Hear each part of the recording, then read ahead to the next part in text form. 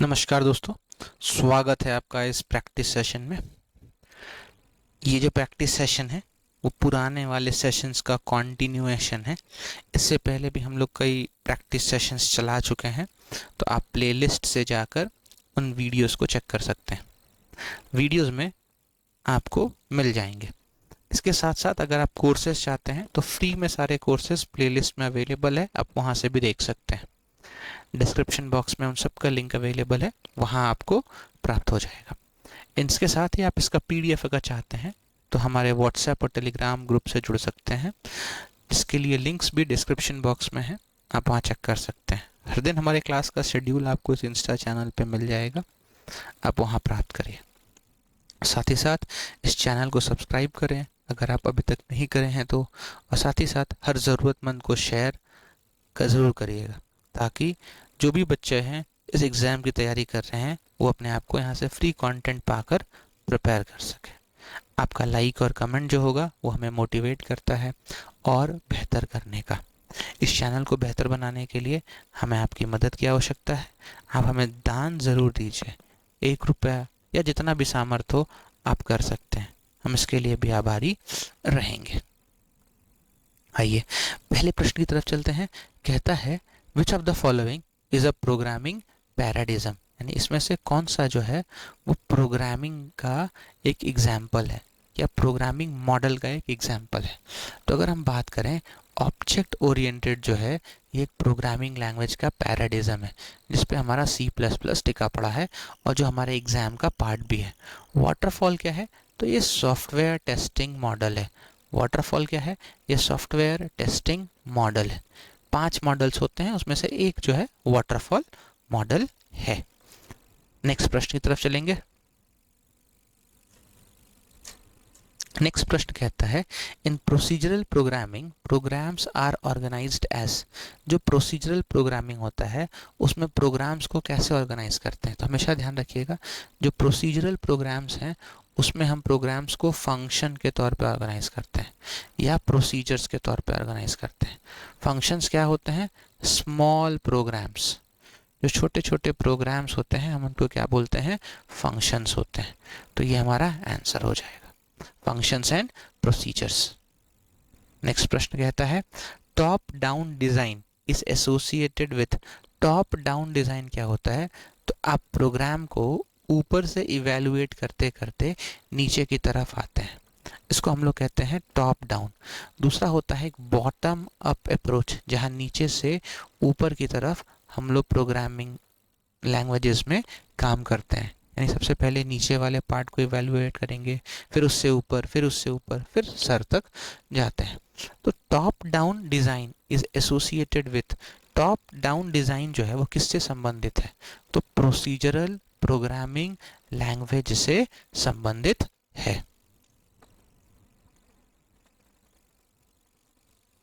Next कहता है what is the purpose of modularity in program. तो मॉड्यूलैरिटी का इस्तेमाल क्यों करते हैं? तो आप जानते हैं कि हम लोग बड़े बड़े प्रोग्राम्स भी लिखते हैं और हर बड़े प्रोग्राम को एक बार में सॉल्व करना, एग्जीक्यूट करना पॉसिबल नहीं है। तो हम लोग क्या करते हैं? प्रोग्राम्स को छोटे छोटे टुकड़ों में तोड़ देते हैं ताकि इनको मैनेज कर सकें। तो प्रोग्राम्स को छोटे छोटों में टुकड़ों में तोड़ना है ताकि हम उसको मैनेज कर सकें, वही पर्पस होता है किसका? मॉड्यूलैरिटी का। तो break large programs into manageable parts. ठीक है, नेक्स्ट क्वेश्चन की तरफ चलते हैं। एनकैप्सुलेशन। एनकैप्सुलेशन क्या होता है? तो जब आप एक प्रोग्राम को लिखते हैं C++ में, जब आप एक प्रोग्राम को लिखते हैं C++ में और आप चाहते हैं कि उस प्रोग्राम को लिखे हैं, उसके कुछ फंक्शंस हैं और उस फंक्शन डिटेल्स को हम हाइड कर दें, यानी उसके इम्प्लीमेंटेशन डिटेल्स को हाइड करें, इम्प्लीमेंटेशन डिटेल्स को छुपाएं। तो इम्प्लीमेंटेशन डिटेल्स को छुपाने के लिए हम किसका इस्तेमाल करते हैं? एनकैप्सुलेशन का इस्तेमाल करते हैं। नेक्स्ट कहता है the step where algorithms are converted to code. जब आप एल्गोरिदम को कोड में कन्वर्ट करते हैं तो उसी प्रोसेस को हम लोग इम्प्लीमेंटेशन के नाम से जानते हैं, उसी को हम लोग इम्प्लीमेंटेशन के नाम से जानते हैं। तो इसका सही आंसर क्या हो जाएगा? इम्प्लीमेंटेशन। नेक्स्ट कहता है which of the following is not a principle of structured programming. इसमें से कौन सा जो है वो स्ट्रक्चर्ड प्रोग्रामिंग का प्रिंसिपल नहीं है। अगर बात करा जाए इसमें से, तो जो इनहेरिटेंस है वो स्ट्रक्चर्ड प्रोग्रामिंग का पार्ट नहीं है। स्ट्रक्चर्ड का मतलब क्या होता है? एक पैटर्न फॉलो हो। तो यहाँ पे क्या है? सीक्वेंस। सीक्वेंस का मतलब क्या होता है? एक के बाद एक आएगा, एक के बाद एक आना। सिलेक्शन का मतलब क्या होता है? एक बड़े प्रोग्राम में से किसी एक टुकड़े को सेलेक्ट कर लिया। इटरेशन का मतलब क्या होता है? रिपीटिंग या रिपीटेशन जिसको हम लोग बोलते हैं, या अपनी दूसरी भाषा में हम लोग इसको लूपिंग भी बोलते हैं। इनहेरिटेंस का मतलब क्या होता है? इनहेरिटेंस का मतलब होता है ब्रिंगिंग या copying the information from the previous class. उसी प्रीवियस क्लास को हम लोग पेरेंट क्लास भी बोलते हैं। तो अपने प्रीवियस क्लास से या पेरेंट क्लास से डेटा को आगे लाने की जो प्रोसेस होते हैं उसी को हम लोग क्या बोलते हैं? इनहेरिटेंस बोलते हैं। नेक्स्ट कहता है which of these is not a programming methodology. इसमें से कौन सा जो है वो प्रोग्रामिंग मेथडोलॉजी नहीं है। तो प्रोसीजरल हम लोगों ने पढ़ा है, स्ट्रक्चर्ड भी पढ़ा है। स्पाइरल जो है वो सॉफ्टवेयर टेस्टिंग मेथड है, सॉफ्टवेयर टेस्टिंग मेथड है। तो ये हमारा प्रोग्रामिंग मेथडोलॉजी नहीं है। और ऑब्जेक्ट ओरिएंटेड है ही, जो कि C++ है।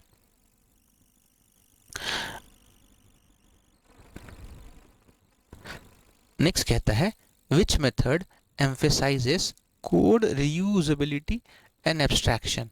इसमें से कौन सा मेथड जो है, इसमें से कौन सा मेथड जो है वो कोड को दोबारा से रीयूज करने के लिए या एब्स्ट्रैक्ट करना। एब्स्ट्रैक्ट करने का मतलब क्या होता है कि मान लीजिए ये पेरेंट क्लास है, ये चाइल्ड क्लास है, तो इसमें से कुछ इन्फॉर्मेशन को अगर हम आगे बढ़ाएं तो उसको हम लोग कहते हैं एब्स्ट्रैक्शन। तो बताना है कि इन चारों में से कौन सा मेथडोलॉजी ऐसा है जो एम्फेसाइज करता है कोड को रीयूज करने का या एब्स्ट्रैक्ट करने का। तो अगर हम लोग इसमें बात करें तो जो ऑब्जेक्ट ओरिएंटेड प्रोग्रामिंग होता है वो रीयूजेबिलिटी एंड एब्स्ट्रैक्शन की बात करता है। ठीक है। Next point, what is pseudo code used for. Pseudo code का इस्तेमाल क्यों करते हैं? तो स्यूडो कोड का मतलब क्या होता है? ये स्यूडो कोड जो होता है वो जनरली इंग्लिश में लिखा होता है और यहाँ पे किसी प्रोग्रामिंग लैंग्वेज का कॉन्सेप्ट यूज नहीं होता। यहाँ पे किसी प्रोग्रामिंग लैंग्वेज का कॉन्सेप्ट यूज नहीं होता। यहाँ पर हम लोग क्या करते हैं, तो यहाँ पे रफ एक कोड्स को लिख लेते हैं, कोड्स को रफली यहाँ पे लिख लेते हैं। क्यों लिखते हैं? ताकि उनका इस्तेमाल करके हम लोग किसी प्रोग्रामिंग लैंग्वेज में कोड्स लिख सकें, इसका इस्तेमाल करके प्रोग्रामिंग लैंग्वेज का सिंटैक्स यूज कर सकें। ठीक है। तो आपको ध्यान रखना है कि व्हाट इज स्यूडो कोड। तो स्यूडो कोड जो है वो इनिशियल कोड्स होते हैं जिसको हम लोग एल्गोरिदम्स में भी कहते हैं कि ये डिजाइनिंग ऑफ एल्गोरिदम का इनिशियल फेज है। तो आपको याद रखना है स्यूडो कोड जो होता है वो एल्गोरिदम डिजाइनिंग में हमारी मदद करता है। ठीक है। नेक्स्ट प्रश्न कहता है which of the following is a benefit of modular programming. इनमें से कौन सा जो है वो मॉड्यूलर प्रोग्रामिंग का बेनिफिट है, पॉजिटिव पार्ट है। तो मॉड्यूलर प्रोग्रामिंग का जो बेनिफिट होता है वो ये होता है कि डीबगिंग टाइम हमारा कम हो जाता है। ठीक है, डीबगिंग टाइम कम हो जाता है। डीबगिंग का मतलब क्या होता है? Process of finding errors. तो जो एरर, जब आप प्रोग्राम लिखते हैं तो उसमें बहुत सारी गलतियां हो सकती हैं, तो उन गलतियों को ढूंढने के लिए हम लोग डीबगिंग का कॉन्सेप्ट का यूज़ करते हैं। ठीक है। तो इसे C++ में डीबगिंग करने के लिए हम लोग कंपाइलर का यूज़ करते हैं। कंपाइलर का कह सकते हो एक ड्रॉबैक है, नेगेटिविटी है। क्या है? सारे कोड्स को ऑल इन वन गो, यानी सारे कोड्स को एक ही बार चेक करेगा और एक बार चेक करने के बाद एरर जनरेट करना शुरू करेगा। ठीक है। तो मान लीजिए 100 लाइन है तो पूरे 100 लाइन को वो एक बार चेक कर लेगा, उसके बाद उसका एरर दिखाएगा। जिससे कि क्या होता है कि वो बाकी के 100 लाइंस जो हैं, सारे के सारे 100 लाइंस में करेक्शन आपको एक बार में करना पड़ता है। इसका इस्तेमाल सी प्लस प्लस में होता है। लेकिन अगर आप पाइथन में बात करें तो पाइथन में इंटरप्रेटर होता है। इंटरप्रेटर क्या करता है, तो मान लीजिए 100 लाइन का प्रोग्राम है, 5वें लाइन में एरर आ गया, तो 5वें लाइन में इंटरप्रेटर रुक जाएगा और उसका एरर वो दिखाएगा।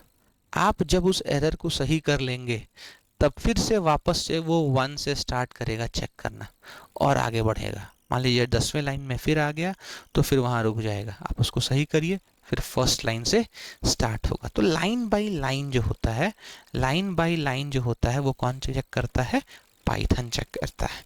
और पाइथन में कौन चेक करता है, इंटरप्रेटर चेक करता है। तो कहता है which of the following is a benefit of modular programming. तो मैंने बताया कि ये डीबगिंग टाइम को कम कर देता है, तो reduces debugging time, reduces debugging time। Next प्रश्न की तरफ चलते हैं। कहता है which phase comes after analysis in SDLC। SDLC का फुल फॉर्म क्या होता है, तो software development life cycle, software development life cycle. तो कहता है कौन सा फेज ऐसा है जो SDLC एनालिसिस के बाद आता है, तो डिज़ाइनिंग। जब सॉफ्टवेयर का डेवलपमेंट हो जाता है तो डेवलपमेंट के बाद सॉफ्टवेयर डिज़ाइन होता है, तो ये डिज़ाइनिंग उसका फेज है। ठीक है, नेक्स्ट चलते हैं। कहता है object oriented programming is based on. Object oriented programming जो है वो किस पे आधारित है, तो ध्यान रखिएगा ऑब्जेक्ट ओरिएंटेड प्रोग्रामिंग जो है वो डेटा और फंक्शंस पे आधारित है। ऑब्जेक्ट ओरिएंटेड प्रोग्रामिंग जो है वो डेटा और फंक्शंस पे आधारित है। कहता है which of the following is not part of ऊप प्रिंसिपल्स। ऊप का क्या फुल फॉर्म हो गया, ऑब्जेक्ट ओरिएंटेड प्रोग्रामिंग, यानी C++ जो है वो ऑब्जेक्ट ओरिएंटेड प्रोग्रामिंग है। तो इसमें से कौन सा जो है वो ऊप प्रिंसिपल पे काम नहीं करता है, तो इनहेरिटेंस भी होता है, एनकैप्सुलेशन भी होता है, पॉलीमॉर्फिज्म, कंपाइलेशन नहीं होता। कंपाइलेशन नाम का कोई शब्द नहीं होता वहाँ पे। तो इसका सही आंसर जो हो जाएगा वो क्या होगा, कंपाइलेशन। नेक्स्ट कहता है what do you mean by code reusability. तो अगर आप कोड्स को, जो पहले कोड लिखे हैं, अगर उसको आप रीयूज कर सकते हैं तो उसको हम लोग क्या कहते हैं, कोड रीयूजेबिलिटी। C++ में ये फीचर अलाउ होता है। इनहेरिटेंस के तौर पे हम लोग इसका इस्तेमाल करते हैं। साथ ही साथ एब्स्ट्रैक्शन भी एक फीचर है जिसका इस्तेमाल करके हम लोग कोड्स को रीयूज करते हैं। तो using existing codes for new purposes, codes को नए पर्पस के लिए, एग्जिस्टिंग कोड्स को नए पर्पस के लिए यूज करना क्या कहलाता है, रीयूजेबिलिटी। नेक्स्ट हमारे पास आते हैं। कहता है विच programming methodology is most closely associated with real world modelling. Real world problem जैसे सॉल्व करते हैं उसी तरीके से ऐसा कौन सा प्रोग्रामिंग इसमें है जिसका इस्तेमाल करके हम लोग रियल वर्ल्ड मॉडल पे प्रोग्रामिंग कर सकते हैं। तो याद रखिएगा रियल वर्ल्ड मॉडल के आधार पे प्रोग्रामिंग सॉल्व करना हो तो हम लोग वहाँ पर ऑब्जेक्ट ओरिएंटेड प्रोग्रामिंग का यूज़ करते हैं। किसका इस्तेमाल करते हैं, ऑब्जेक्ट ओरिएंटेड प्रोग्रामिंग का यूज़ करते हैं। तो इसका जो सही आंसर हो जाएगा वो हो जाएगा C।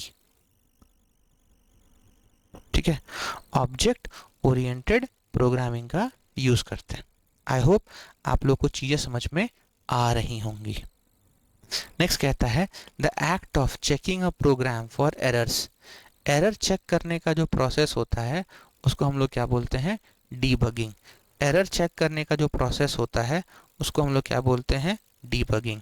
ठीक है, डीबगिंग का मतलब ऑप्शन मतलब ही होता है एरर को क्या करना है, चेक करना है।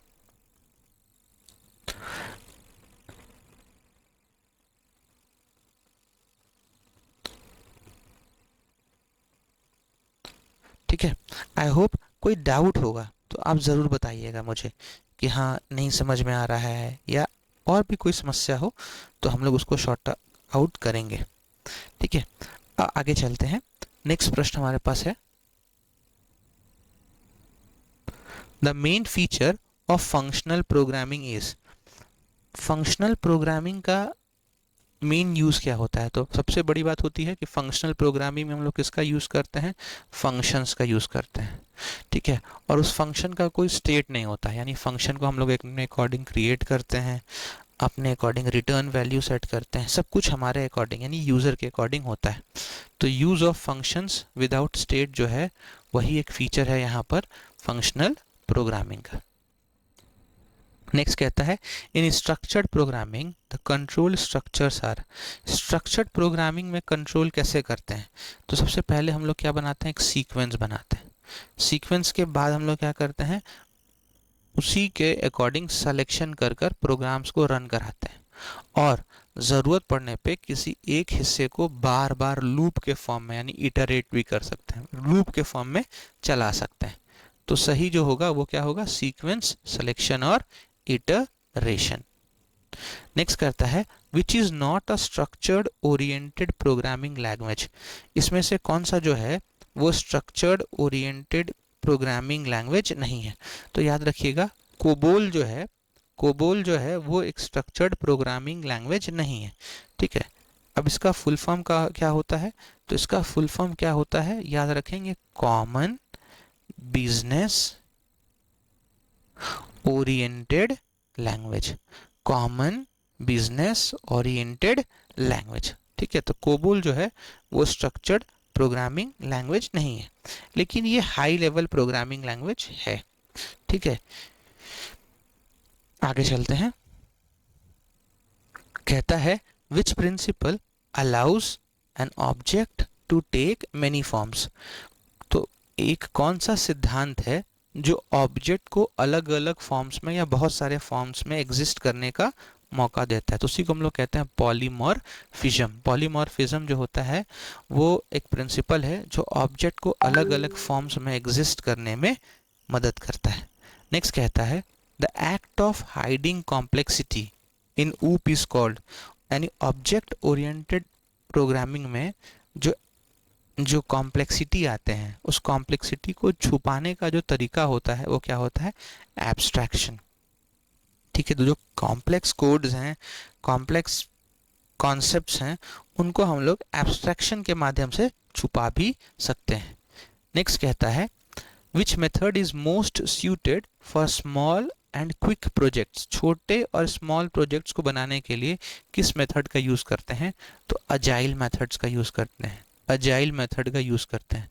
ये दोनों जो हैं सॉफ्टवेयर टेस्टिंग मेथड्स हैं या सॉफ्टवेयर टेस्टिंग मॉडल्स हैं।